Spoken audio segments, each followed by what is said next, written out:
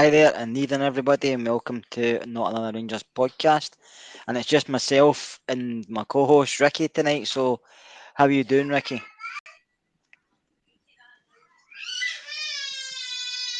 Good, Ricky, mate. Really good. I'd like to apologise for Monday. I'd like to apologise for Monday. I was frozen for half the pod, and Gary didn't even tell me, for God's sake, man.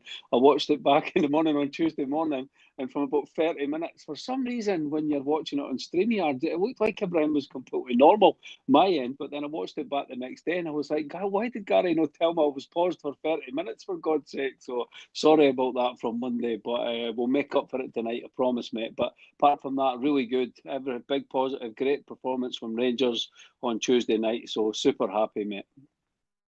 yeah, Ricky, you were kind of frozen for a bit, but I've been the same. My internet plays in and off, and or on and off, I should say. And my minute you think you're fine, I can hear everything, you can see everything, but other people don't hear you, I don't see you, and think that's what was problem is with you the other night. But just to say, in case anybody's moaning tonight, my granddaughter is in, so if she makes a noise, I'm not going to stop her. That's what kids do at 18 months. But just going to the team, we're going to the game first of all for Tuesday night, Ricky. Obviously, You watched it on myself, and it was night and day from the Motherwell game. But just before we start talking about the game itself, were you surprised at all with the team sheet? Did you think Martin's call after the Motherwell game? He was going to stick to his guns and make the changes, or did you think it was just maybe a threat he was done, but he was going to name maybe the same players, but he actually did make a big call, especially even Raskin and Tav out, I thought, 'cause I think they were two guys. Because everybody's guessing, Ricky, the other day. Is it this guy? Is it that guy? Is it him? Is it him? Is it they two? Diamondi was mentioned. Tav was mentioned. Raskin's been mentioned. I think Danilo was mentioned. But end of the day, we don't really know who it is, but I think it was just maybe most of them, but I think maybe one or two he thought need to pull their socks up here. But I was quite happy he made the call, to be fair to you, because after saying it, I think he had to do something. No, totally agree. And after his big speech after the Motherwell match, if he didn't make the changes after that, it would have made him look very, very weak. And especially in the dressing room, there's no way you can come out and take a baseball bat to the players like that, mate.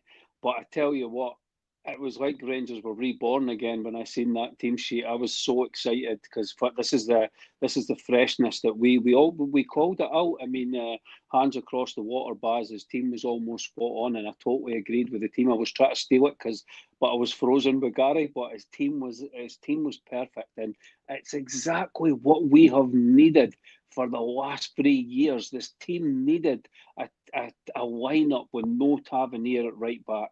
Freshness, fresh new players. I don't. We spoke about this before we came on air. Care. I don't care who the players are that Russell Martin pick. I care about Rangers and the team. So if he wants to drop Raskin because he's not been pulling his weight, so be it. If he wants to drop Tavernier because what happened against Motherwell and Dowell, what performance he saw in the second half, he is the manager. He's going to get fired by Christmas. We were all absolutely devastated after that performance on Saturday night. So changes had to be made. Arses have to be kicked. And I tell you what, Martin came out of that match with so much credit in the bank and so much brownie points. But to caveat that, we have to see the same performance against Dundee. We can't go back to a Motherwell type performance, and I don't think we will. I expect us to take a few goals off Dundee. We'll get to that later. But asking your question, I was very surprised with the lineup. I was super happy with the lineup. It was like when one of my kids were born, mate. That's how happy and excited I was to see a fresh Rangers. And then when the performance as well, like we were all excited before the game. It was like, yes, freshness, except for Gary. That's why he's striking and he's not coming on the pod tonight because he's in the cupboard still greeting because Tav's been dropped. But honestly, mate, the freshness was there, the performance was there. Everything about it was perfect. It was exciting to watch, and long may it continue, mate. I agree, Ricky, and Alan made a comment here saying massive call with Martin, obviously, and Raskin. Not sure you'd agree, but the actions speak louder than words, and I'm probably similar to that because I thought Raskin was maybe one of the ones he wouldn't drop because I thought, obviously, I'm not sure looking back, happened back to last season, but he probably was our best player last season. But at the end of the day, overall, the team, the Rangers as a football club are bigger than any player. Doesn't matter who the player is, they're bigger than an individual. And I seen the team myself, and I was quite happy. The only one I was kind of sceptical about was Diamondi because I felt he's not performed at all this season as yet. But I thought he was okay. I thought the two best players were obviously two wingers, but I thought Lyle Cameron was superb, and obviously Giga at the back was superb. But it's a good call for Russell Martin because he's now done it. He can't say it every week because it doesn't work, but he's done it, and the players know if they're not pulling their weight, then they will be left on the bench or left out the squad. I think that's a good way to go, and obviously, uh, no player's going to be saying I can take it easy streets like they maybe done previous years, as in they play maybe 50% or a 5 or 6 out of 10 performance and they're saying I'm getting this team next week. I think now the players understand what needs to be done to stay in the lineup. I know he will change every week, Ricky, because all managers do, but I think the players know they have to be performing at a high level to get picked.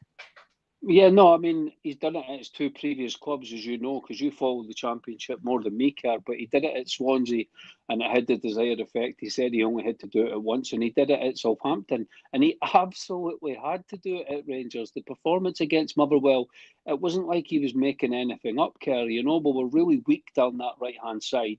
Motherwell bullied us. Motherwell played us off the park in the second half. Players were just sort of jogging around, they were running around.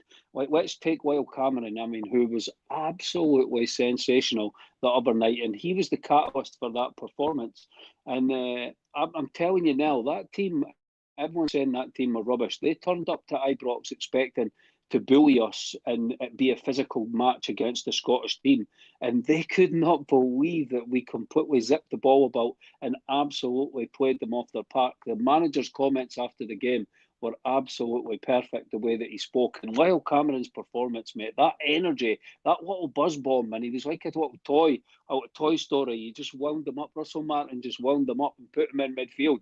And he's like absolutely everywhere, but he was creating space. I mean, his clever run for Gassman's goal, the first goal, like when just he creates that space for Gassama to run into a beautiful 1-2 with Dessers, and oh my God, mate, what a finish right in the corner. And you're thinking to yourself, that was the start of it, because you're thinking, oh, what's going on here? Because we were playing really well. And as I said, he's not going to have to. Russell Martin's, it's not a thing you can do more than once or twice anyway. If he keeps caning the players, then you know that he's got a serious, serious problem in that changing room. But I think now the big difference against Lech Poznan is now he's starting to have. Before he only had two or three or four of new players in the team, and there was still too many of the old guard that were dragging the new players down. But what he's got now is he's got six, and now it's going to be six, seven, eight new players in the team.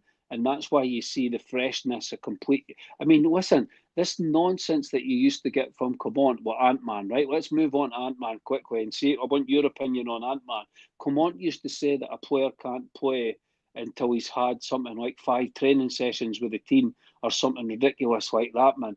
And Ant-Man just, the guy was in Glasgow, did a strict medical, straight into the lineup and put on one of the best debuts I've seen in years, the way that he performed. What was your opinion on Ant-Man and this nonsense from Comont before about the need to have so many training sessions and build furniture and feel settled before you put them in the team?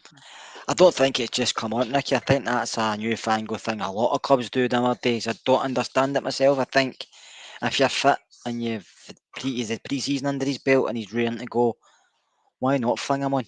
What's the worst that can happen? Because we've been watching Kieran Dowell there for the last few games, and it's no disrespect to Kieran Dowell, but it's night and day. He was direct, he was positive, he was creating, he was hitting the byline, he was cutting inside, he nearly scored, he created, and this is a guy that's just in the door. So what's it going to be like when he's fully intertwined with the way we play and new relationships with players? I thought him and Gisama were on each other's way throughout the whole game. I thought they linked up superbly. I mean, the third goal, I know we're not spoke about the second goal yet, and even the first one. You see the first goal, the run by Cameron was superb because they done the runs all game. He was taking players away, even when they had the ball.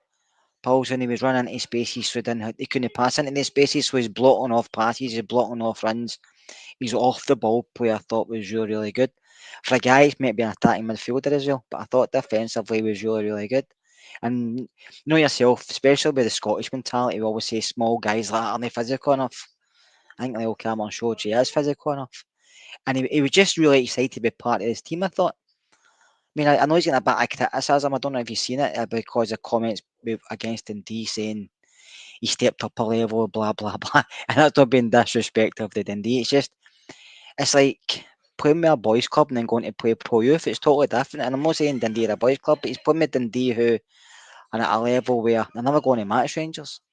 I know we've not been great in the past few seasons and we've won a lot, but we're still performing, training and stuff at a higher level in Dundee.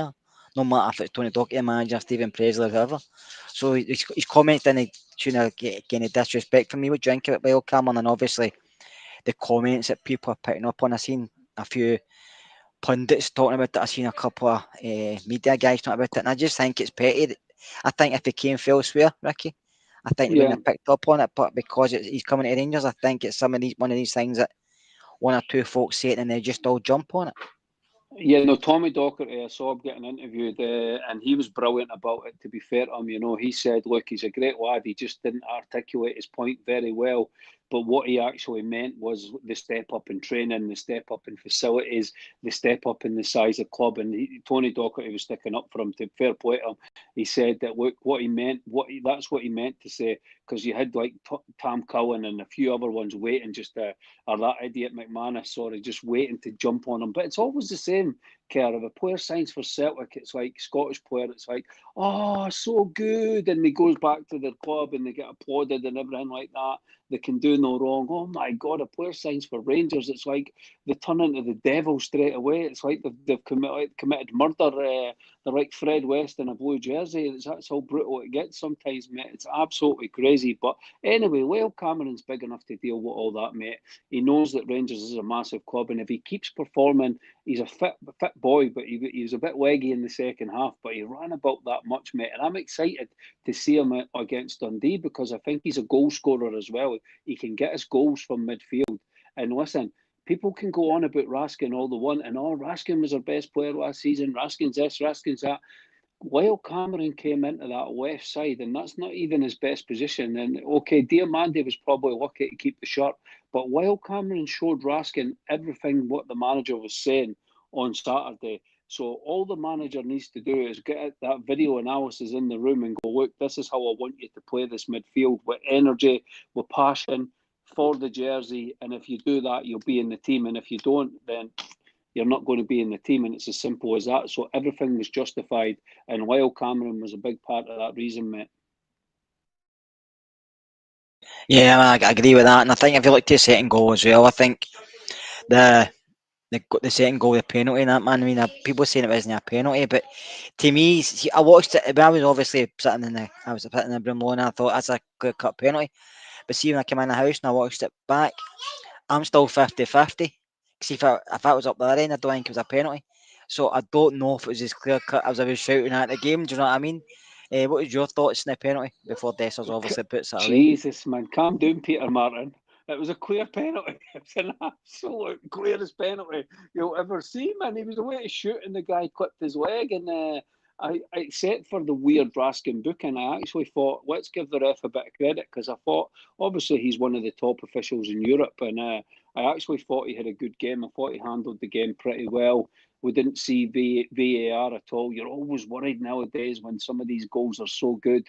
Oh, is there going to be an offside? Is there going to be anything stupid that it's going to find? Even the penalty, and I tell you what, Cyril Dessers, man, I mean, if people be laughing in the comments, I've gave him some stick, but he stood up, and it was great to see, and he put his balls on the line, and he took a great penalty, put the keeper the wrong way. And to be fair, he needed that performance and that goal as well. And I hope that's going to kick him off for the Russell Martin era, because I thought his all-round game, we missed him when the difference between him and Danilo. Let's speak about it, mate.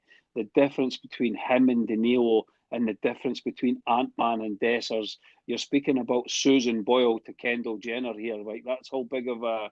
It is absolutely... You'll not know who Kendall Jenner is, man. She's a bit young for you.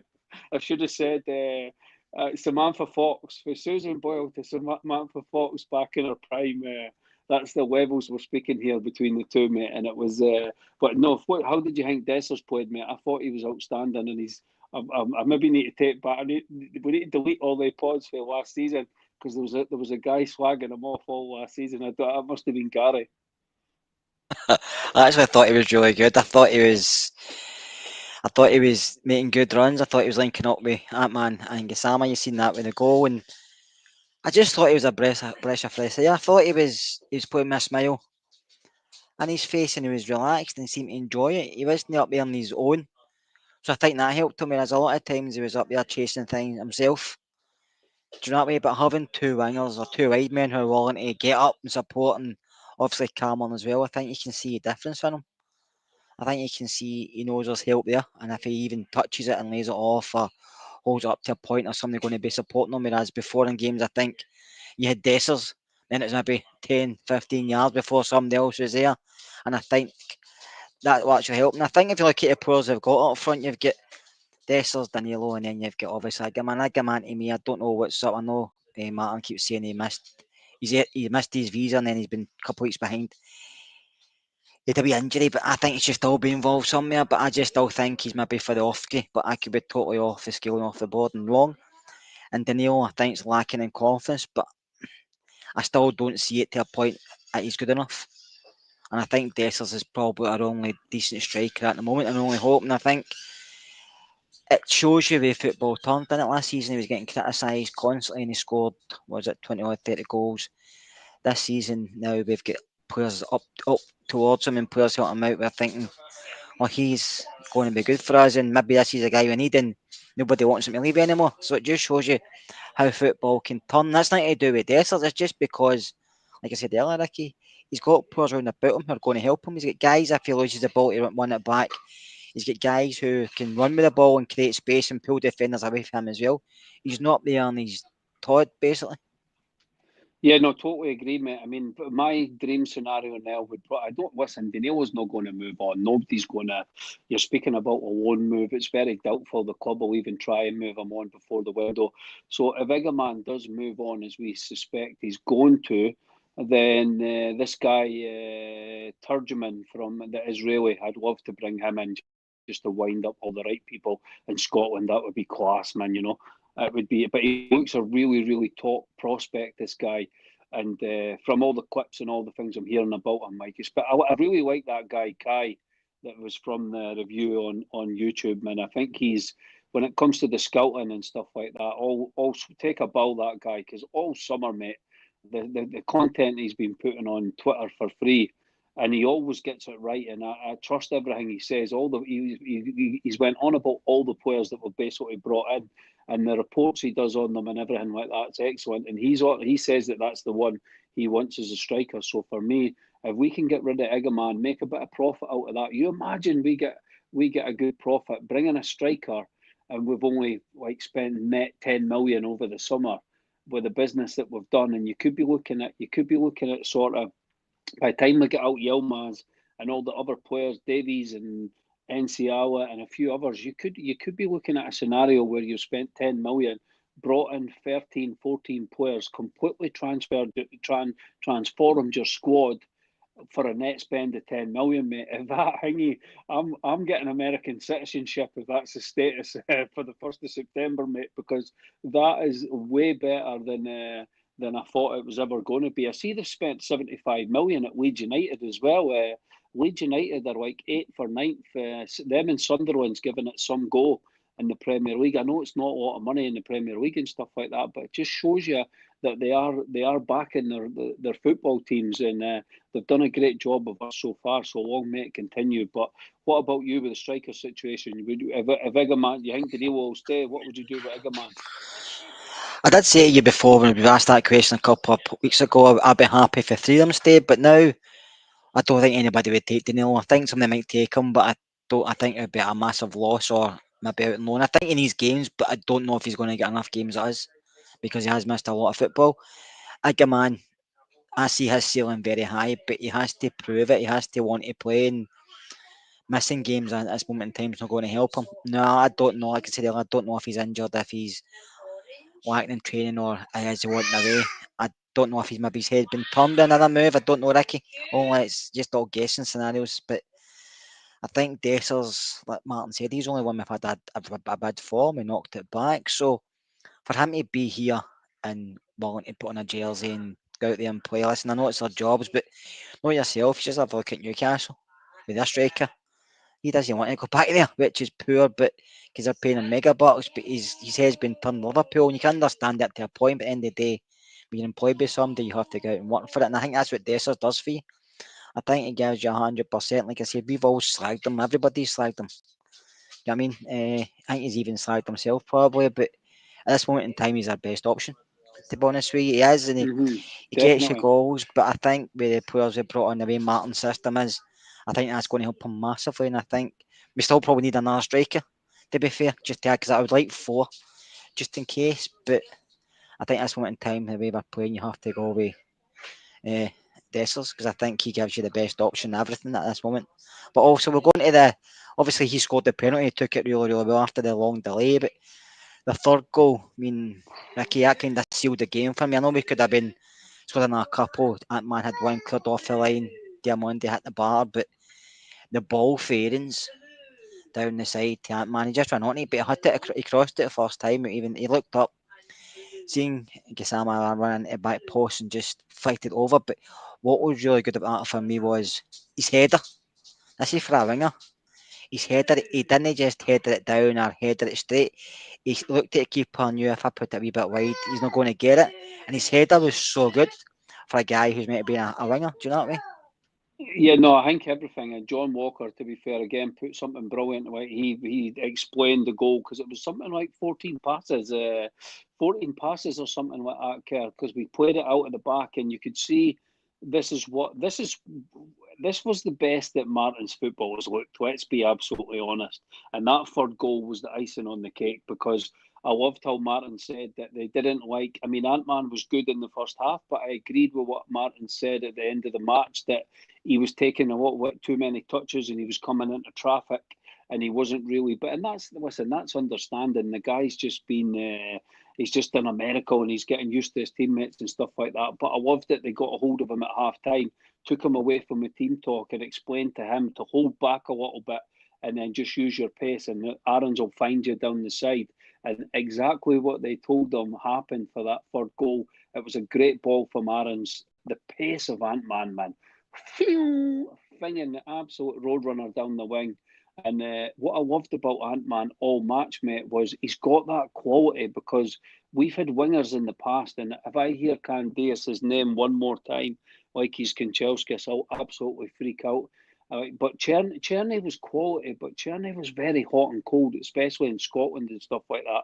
So it'll be interesting to see how Ant-Man performs after this. But what I loved about the goal and his all-round performance was so many times he picked out a Rangers jersey in the box, and you can see that he was the top assist holder in the Eredivisie, and you could see he brought that straight away to our team.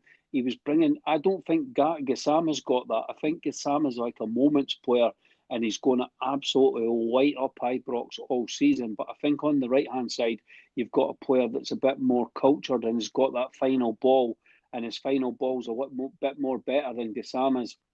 But I think you put them the two of them in the melting pot with Dessers, and I think suddenly our front three compared to the way it's been for the last seasons suddenly looks absolutely excellent, and we're all licking our lips to get to Ibrox tomorrow night because we'll speak about that a little bit later, but it will be the same team. I'm sure it'll be the same team, and it's going to be so exciting to see us going at Dundee. I'm sure we'll get a few goals, and it's going to be a good performance like we saw on Tuesday night. And Ant-Man and Gassama, to see them at Ibrox, big pitch, full house, it's exciting for Saturday night, Kerr. I'm jealous that you will be going. I'll not be there, Ricky. I've got a 30th birthday party to go, a surprise party to go to, so I'll not be there. So this was planned before the football fixtures came out, so I can't back out. But I'm kind of. You said you think it'll be the same team tomorrow night. Just going to Sniper's question for earlier. I personally think he'll change it with one or two personnel changes. I think he will leave one or two out. Just it wouldn't surprise me if he No, never, but I think he will just because of the games they've got coming up. And I think if you're going to leave anybody out, you do it against Dundee at home. Do you know that way? And I see maybe a midfielder coming out and maybe the left back coming out. But I wouldn't do it myself, but I can just see changes somewhere. just because No, some guys will still need minutes, I feel, and I think Martin knows that, just in case there's any injuries or. But I no way, feel Kerr. they will make some changes. Yeah, I No think way. we'll see tomorrow night. But that's my No way, opinion. man. Why? In what world would you change that lineup? Really, You've just had, he said in you've his just had post-match a, you've interview just had a that disaster against changes Motherwell. will happen Yeah, week yeah, to yeah, week. and that, but that's not the same. That's not the same. We just had an absolute disaster against Motherwell. We dropped points at Fir Park. Forget about the players. We played on Tuesday night. Tuesday night we played to up until Saturday evening. So the players have had ample rest. They won't get any more rest than what's going on just now. We have upcoming. We have a game postponed, and we have Alwa. That is when you make changes. As Alwa in the cup, will make changes for that game. But there's no way that you bring in no. Who deserves to start? Who the only player I would say you could possibly bring out that team and he really couldn't complain would be Dio. And stop bringing up comments just because they agree with you. You're just because you're controlling them. Gary's neutral, so get that sorted out, man.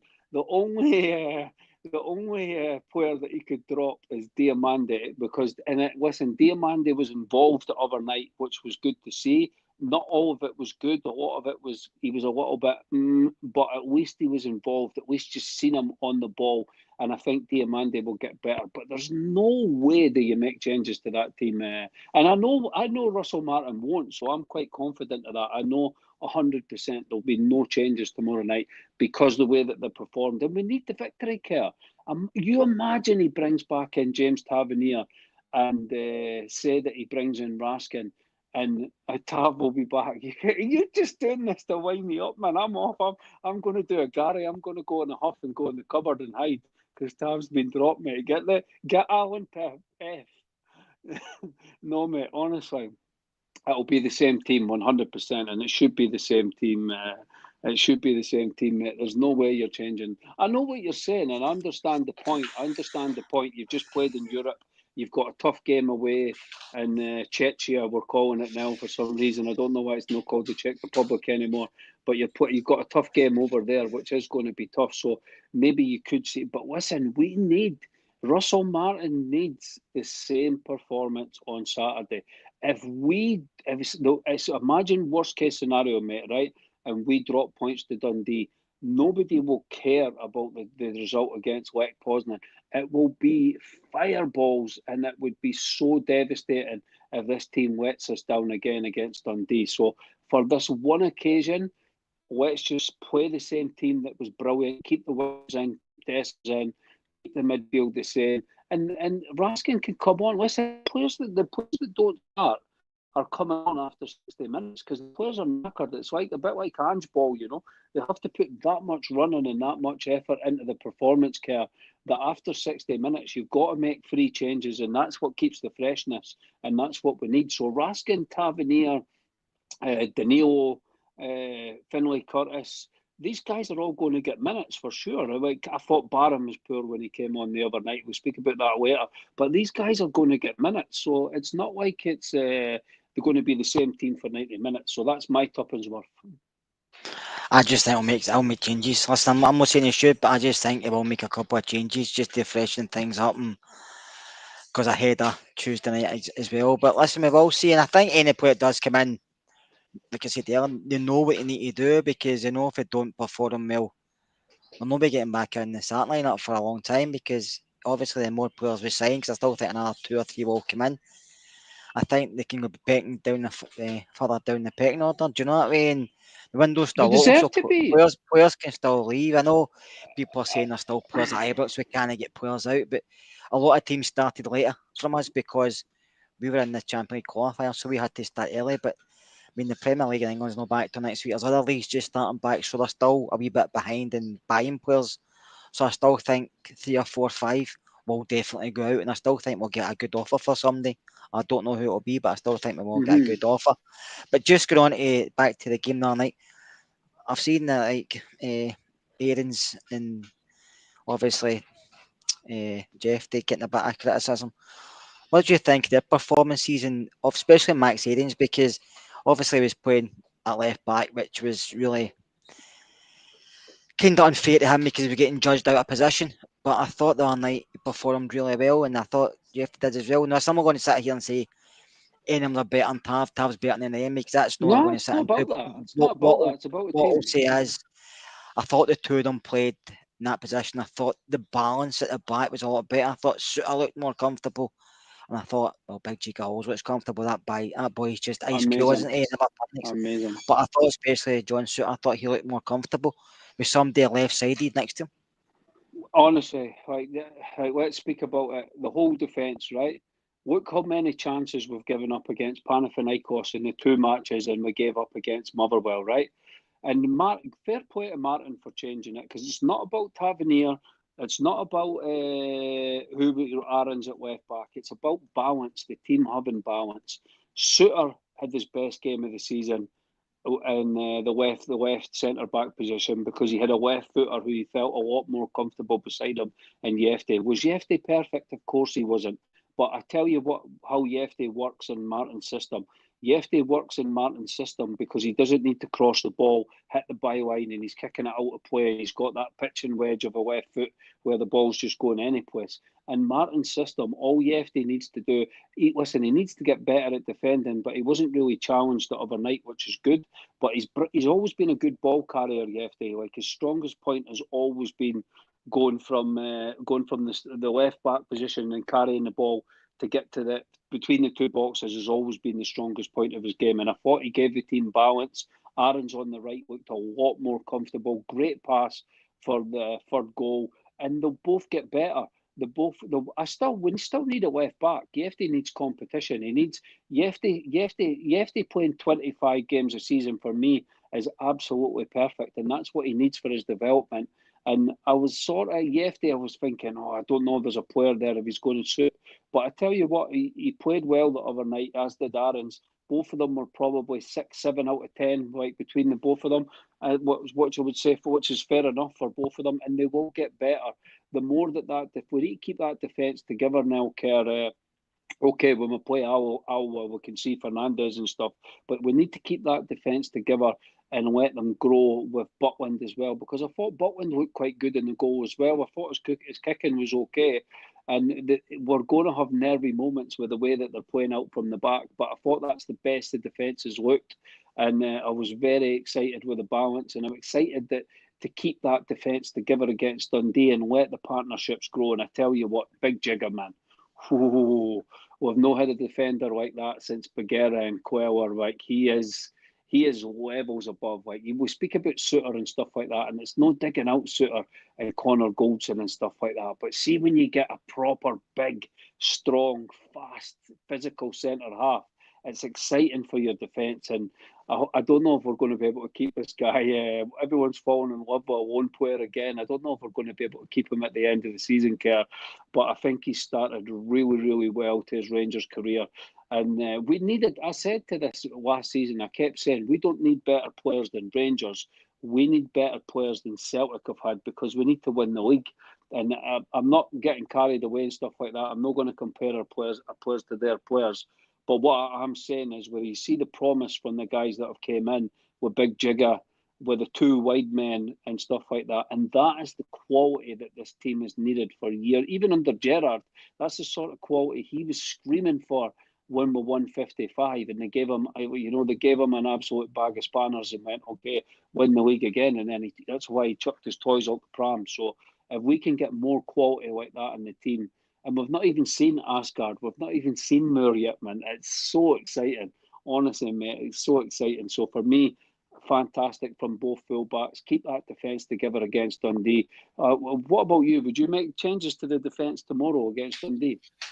I think it just depends how fit Aaron's is. I might offer an knock, and obviously if he wants to continue with Yefty, do you know that way? Can you still hear me? Aye. Yeah, no, I was just saying, Aaron's is okay. Aaron's trained Is he? Aye. today, but he's I fine. He's just, fine. He had a I lot don't of know. I jet think, lag. I think, you can be like a wee bit of consistency across the back line, don't you? Just to keep the same defenders there. A wee bit of consistency in the back for the keeper always helps. I think you can change middle to front at times, but I think defensively, you like to keep the same faces if they're doing well. You don't want to change it too much if they're doing well, because it can cause problems. And listen, this year this isn't against any player in particular, but I just feel that four played well. But listen, we're going to have games through the season where we don't play well. We're going to have games where we play better than we did the other night. It is, he is trying to get more players in, more players out, and he always wants to do better in his last game. He said that himself for some Martin. But just you mentioned Asgard there, Ricky. And I never really heard them mention him today. I heard them mention him more because he's under 18. He's got a lot more protocols with UEFA, which I think is nonsense. And obviously, I never really mentioned. I didn't really hear him mention Asgard, did he? How he's still not Yeah, involved? no, he did. Because No, did he? both of them are on. Both of them are on the grass now, mate. So Egerman's on the grass and Asgard is on the grass. So the first you're going to see him will be the Iowa match. You might next weekend. You might see him from the bench. I would imagine. Egerman probably not.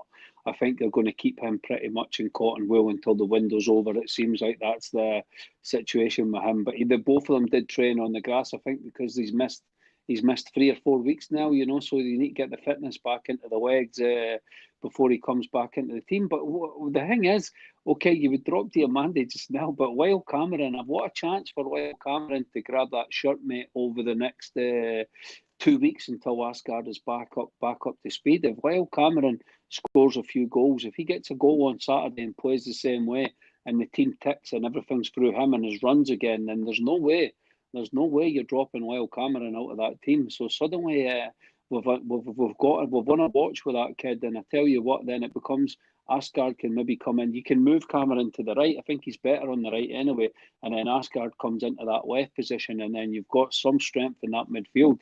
And players are struggling to get in that team, and that's the way it should be, mate. It's exciting. Like I said before, I think all the players they brought in so far, obviously all they look very good. Gasama, I was impressed with when before they came through. Ant-Man never really knew a lot about, but the one I knew the best was Asgard, and I'm really excited to see what he does because I think technically he's very good. He can create, he can score. He's very lively, and I think a lot of fans who maybe never watched. I'm at Wigan. I watched Luton games. I even watched the Championship, the League One in England. You'll be very surprised how good this boy is. So I just hope he gets his fitness very soon because I think he could add more quality to the side we've already got, and that's what we're looking for. We're not looking for. We're not wanting to be too impatient with guys, but we're just looking for somebody to come in and give us a bit of, don't know, goals and assists and just something exciting, Ricky, because we've not had that for the last few years. And having competition for places is good for the fans, but especially good for the manager because he knows if somebody is injured or somebody maybe not playing well or carrying a knock, whatever, he can bring somebody else in and the team doesn't change.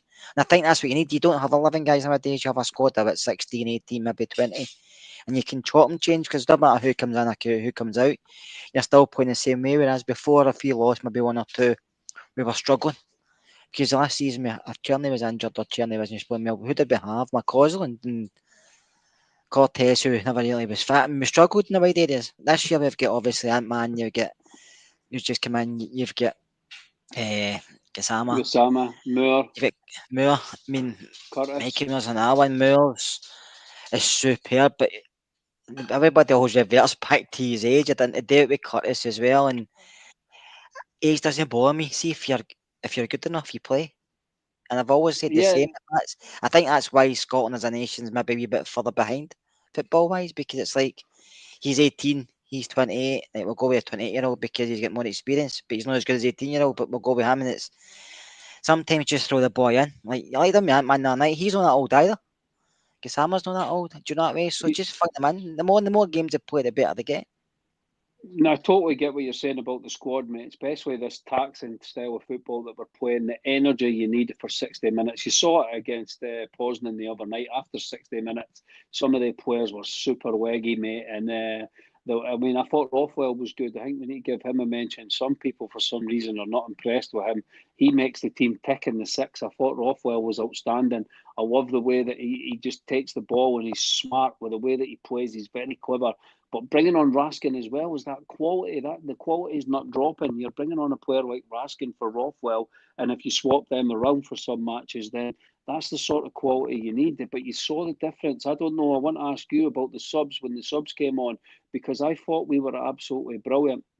But I thought for some reason with 30 minutes to go, and I think Rothwell going off, I think he was making a stick, and Raskin was okay in the six, but I thought the other guys were fought, and I thought Barron really struggled when he came on. I want to keep the pod positive and stuff like that. But what did you think of Barron? I mean, some of his touches, he was trying to control the ball when it was above his head. He gave away 2 free kicks, which was just putting pressure on us that we didn't need to be. Because if they scored, mate, I mean, the tie was at 3-0 is almost over. But if they managed to score a late goal because Barron's mucking about with the ball and he can't control football in this fast pace, the way that we're playing, then I tell you what, I mean, Martin needs to think about who he's giving the minutes to. Like maybe he needs to try Rice or he needs to try Bajrami, because obviously Barron came on a little bit further forward for Lyle Cameron and he absolutely struggled when he came on. So it's just little things like that. But you've got to listen. What I will say for Barron is you've got to give him a chance to try and get up to that level.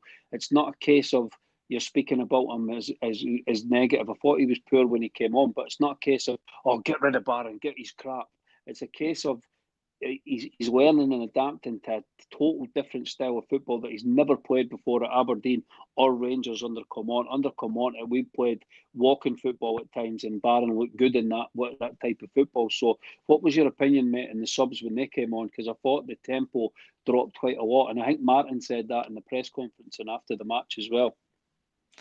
I think the tempo can drop, Ricky. I think in a game where you've gave everything, I think you did. Doesn't matter who you are. I think you do see it dropping. I mean, you make subs, it drops even more. I thought Racing come on and done okay. I thought Tav come on and done okay. He was unlucky with the one he passed through to Gisama and who the keeper saved his shot. And I think Conor Barron's trying to figure his way into this team. I think he does know where he's to be. I think Barron's good in the Scottish game as in he gives a wee bit of bite. He can run, he can harry, he can press. But I think games against better sides, he kind of gets lost because I think sometimes he does too much running. I know Martin said he wants players to run and run and run, and I agree with that to a point, but don't run for the sake of it. I think you have to pick and choose when you're pressing, pick and choose who you're marking. Just like Lyle Cameron done the other night, he was clever with his game, but I think sometimes Barron does run. You see it when Barron plays with in a two, he kind of suffocates a guy because they're like that. He could chuck a jacket over the both of them at times. I mean, keep your position, and I just think Conor Barron is a decent player, but I don't know if the level in midfield we've got now has moved up a bit, and I think he may struggle to get game time because I mean, Alan's asked, I think Raskin's surplus to requirements. I don't. I think Nico, on his game, he's still one of the better players, but I think he has to show the manager that. I think he has to be maybe a bit more, maybe if he's getting asked to play a different position, I think he maybe has to try and do it. If he doesn't, then I think I still see him as a six, but obviously Rothwell is probably a better passer of the ball than Raskin.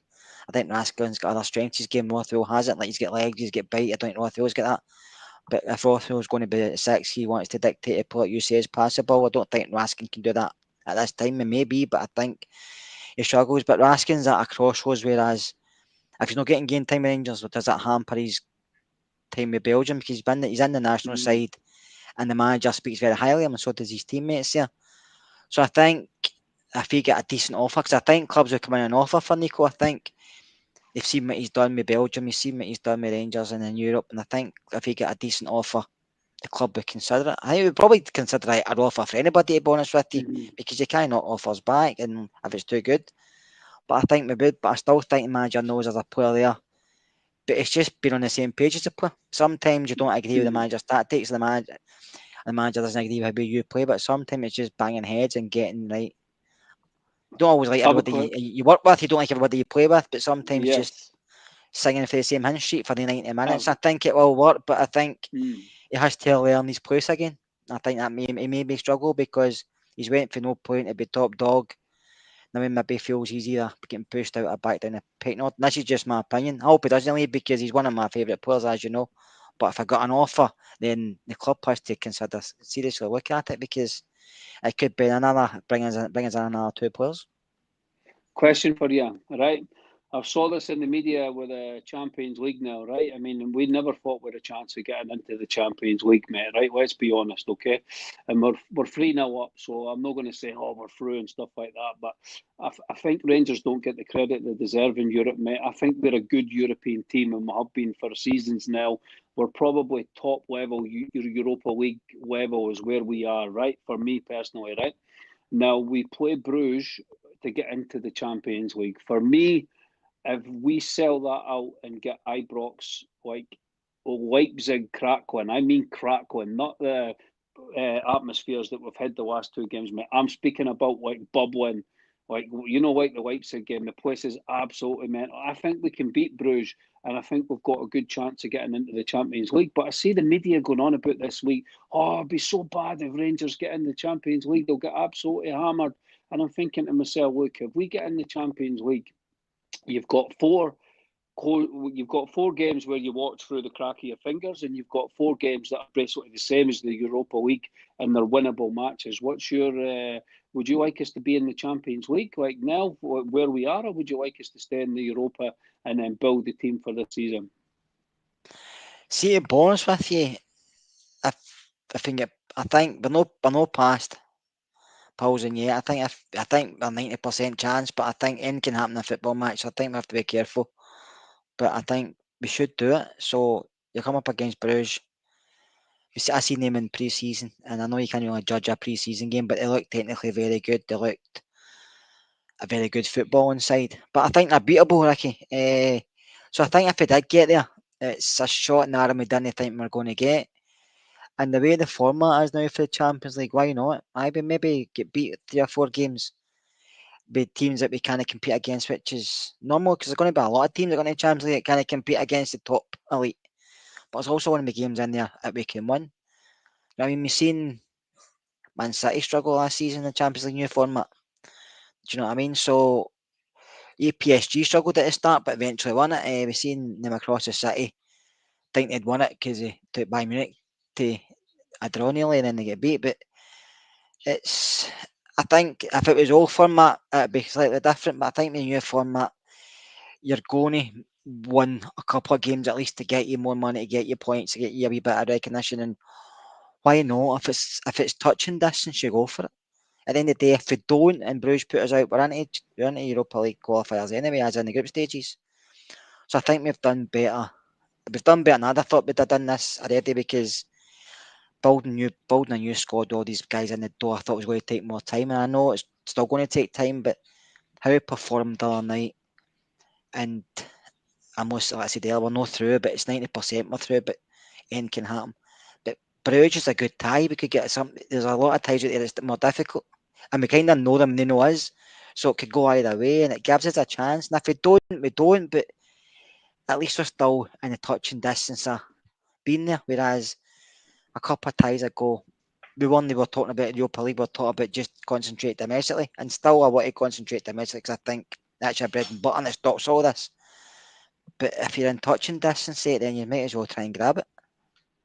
100%, mate. I mean, I think if you get Ibrox crackling, like absolutely, just crazy, like the atmosphere really like buzzy, then I think Rangers can beat anyone at Ibrox, and I think Bruges is I think it's a 50-50 match for us. They've lost a big player. I think I'm not sure it was the big captain. Who was the captain for the Bruges friendly again? It was somebody small, and they were standing next to that captain, and he was about bloody 7 foot tall.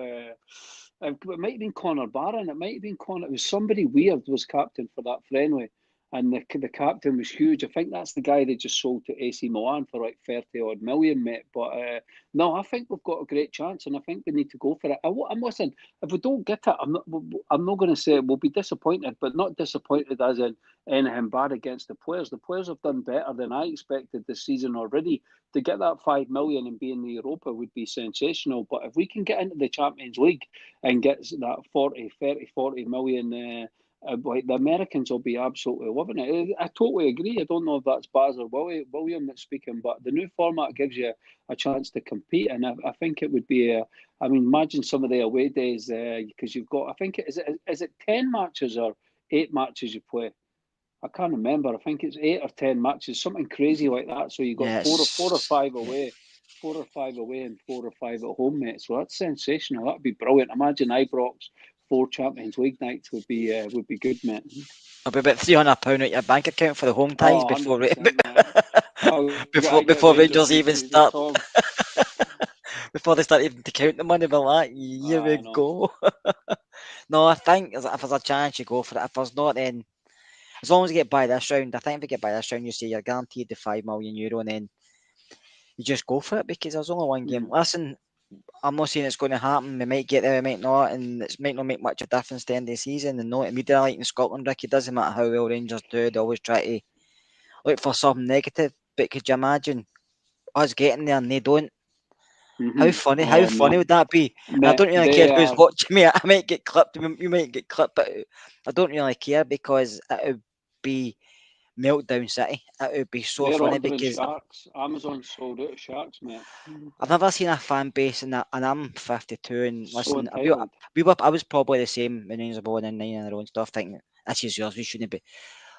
But they are, I mean, very entitled. It's like that's our league, Incredible. so nobody can get it. But we have to do better in Europe. We shouldn't really bother about the league as much because we have to do better. Listen, it doesn't matter if us or them spend £200 million. You're not going to win I know that you're not going to Champions League. win. No No. chance. Absolutely no chance.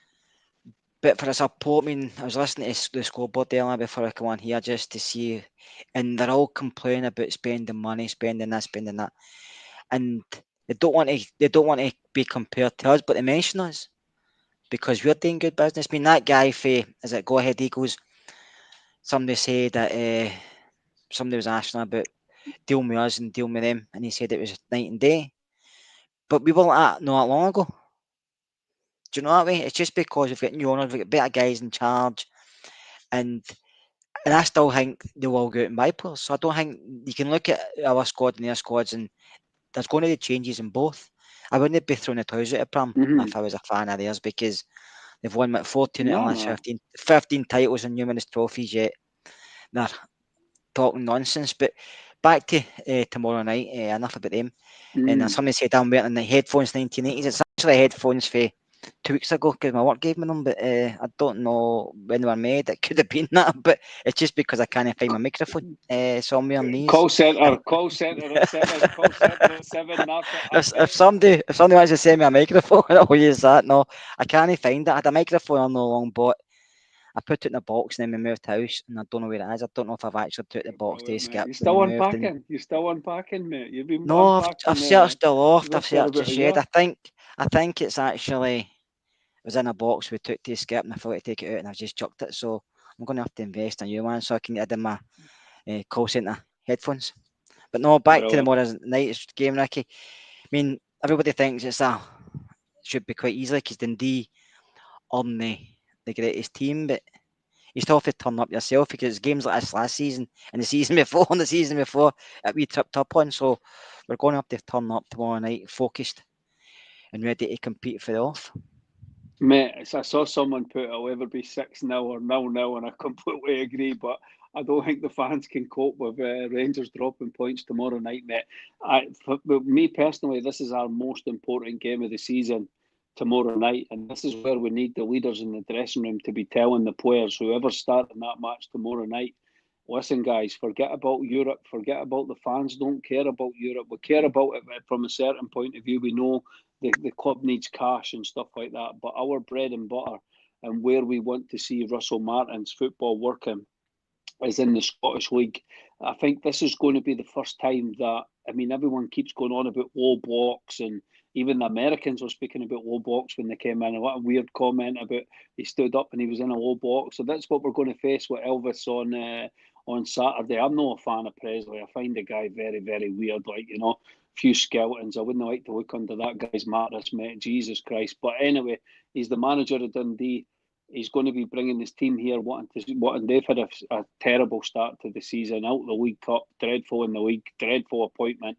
So for us, I want to see us. We need to turn up to Ibrox on Saturday, tomorrow night, mate, and we need to score a few goals. We need to get a few early goals, be 2-0 up before half time, come for the jugular in the second half, 4 or 5-0, easily, run of the mill victory. Some of the new players, we want to see Ant-Man playing the way he did, maybe even better than he played, if that's possible from his debut. Gassama again, because Gassama wasn't really involved against Motherwell, but there was reasons for that. We want to see Dessers get off the mark, a few goals from open play, if we get a wee double for him.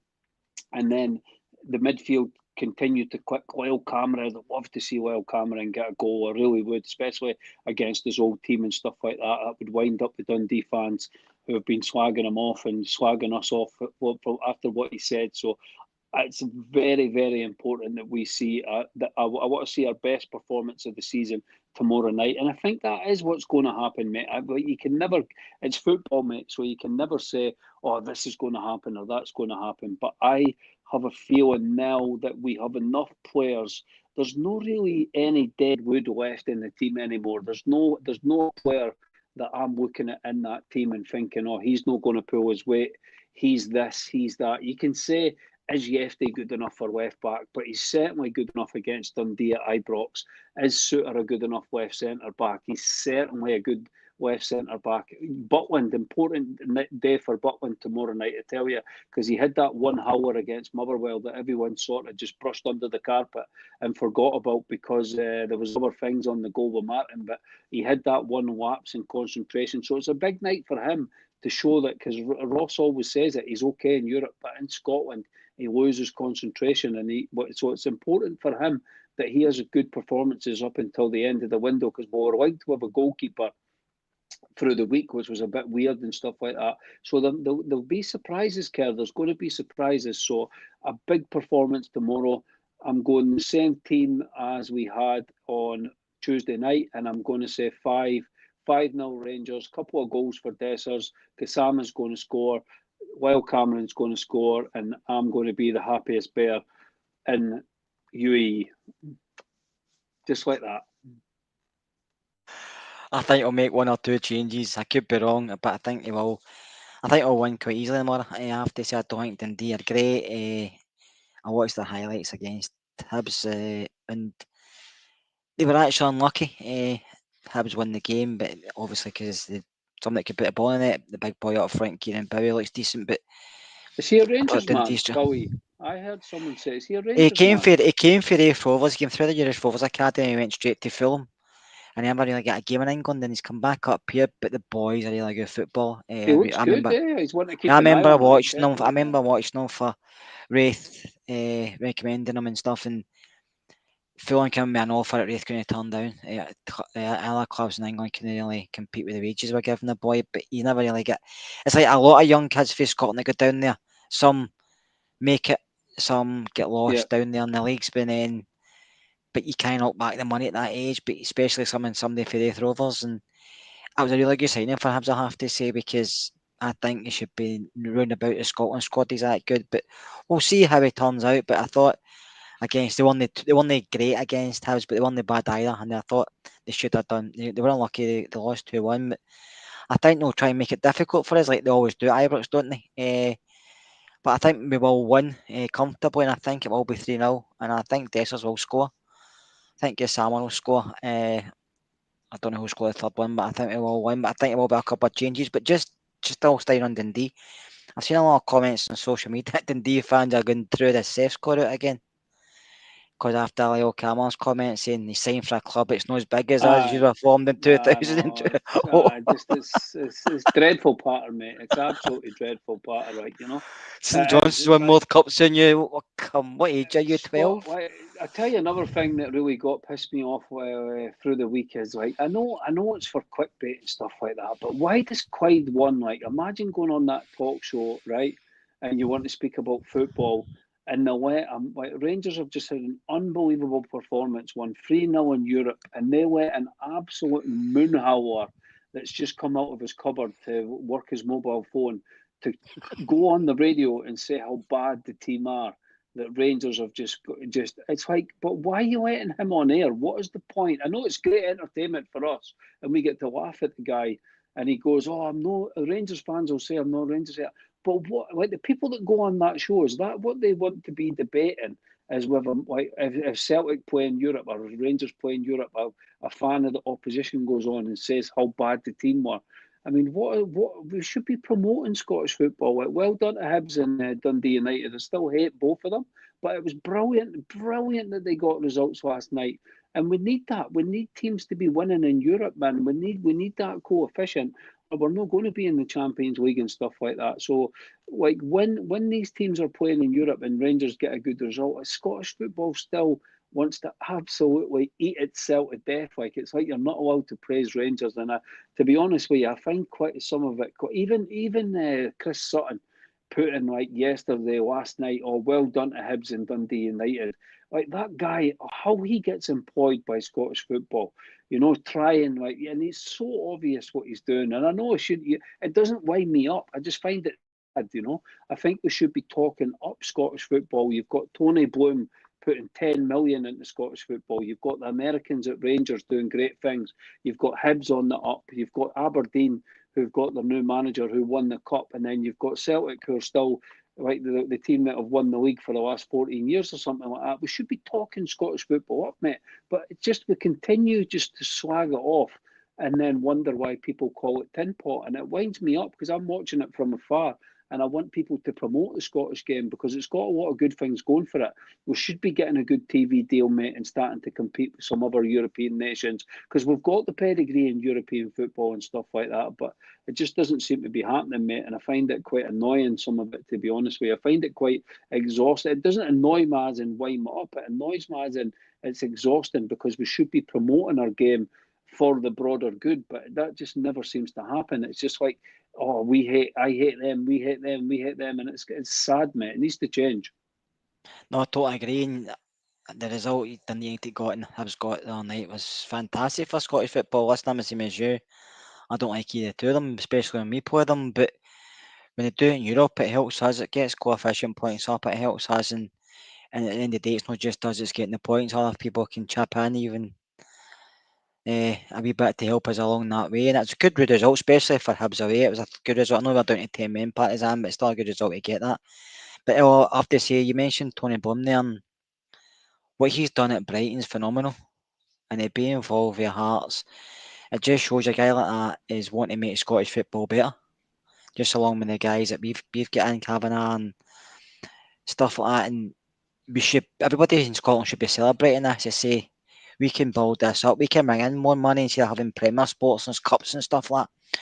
We can get more commercial money for other areas of the world like the US and Saudi or wherever, just because Scottish football isn't a bad product. It's badly managed. It's badly Because managed. Doncaster did the run of it. We don't need the SFA, and the SPL. We should have one governing body that looks after the whole of Scottish football. This SPL nonsense with Doncaster paying him 750k a year, whatever he gets paid, man. I've never seen a guy promote Scottish football less. You never see him on TV like promoting it or getting interviewed. Tony Bloom has done more of a job promoting Scottish football the 5 minutes that he's been here, and I think it's hilarious. I think it's hilarious that people. He's a strange character, but he's going to be a strange character. That's what he's. But the guy's almost a billionaire, for God's sake, man, and people are laughing at him. People laughed at him when he went to Belgium and took a team from the division below and won the championship. So I wouldn't be. Nobody will be laughing. Nobody will be laughing when Hearts go on a bloody 20-game unbeaten run, as long as it's us they're competing with and know them for the other side. But I wouldn't be. Honestly, mate, I wouldn't be laughing at this guy too much. People can laugh, and people think that Rangers and Celtic can't be split and all that garbage, man. Aberdeen last season went on a fantastic run, and then obviously they ran out of steam about a quarter of the way through. But if you can get the investment and get everything right, that he knows how to do with the scouting and bring in the right players and everything clicks, then they could maybe one season go. He wants to win that league in the next 10 years, and to be honest with you, it would be good for Scottish football if they managed to do it. It would be great, mate. But it's a long shot, but we will see. No, it isn't. I totally agree with you. I think the better for Scottish football, the more money invested in Scottish football, the better the product, the better for the national side, and better overall because the better players other teams buy them. We invest in better players as well because they've got more money to do it. And at the end of the day, that's what it should be about. And yeah, we've all got teams we don't like. We've all got banter with other clubs, especially when we play them. But at the end of the day, focus on the bigger picture, and that's what Scotland doesn't do. It's never done it, and it's not going to start doing it anytime soon, Ricky. I'm afraid. I think it's still very thingy, isn't it? It's sad, like blinkered. It's very blinkered. But anyway, thanks for joining me tonight when Gary's out on his what's night out and enjoying his jollies. I thought he might have been to see Oasis, but I think he's too old for that. He would just be sitting with earphones on. He'd be sitting with earmuffs on at the back of the stand, mate. No, wasted. I'm not going to say anything, Gary, because I'm calling you Gary. We miss you, buddy. We miss you, buddy. What was saying, Ricky, about Oasis, because I went to see them once and never again. They're just not my cup of tea, but Oh, probably they're my majority. cup of tea, mate. I'm jealous. I've been jealous Aye, as anything, but aye, the dates didn't line up for me. But hopefully the no. next round that I'll get to see them, mate. Brilliant. But I I hope know, everyone enjoys themselves. yeah, because everybody enjoys it and stays safe, especially I'm going there next week, month, 2 weeks' time to see AC/DC. Now that's more my cup of tea. But that's another thing. But anyway, Ricky, thanks for joining me tonight. Thanks to No everybody for problem, mate. watching, Thank you. and we'll catch everybody soon.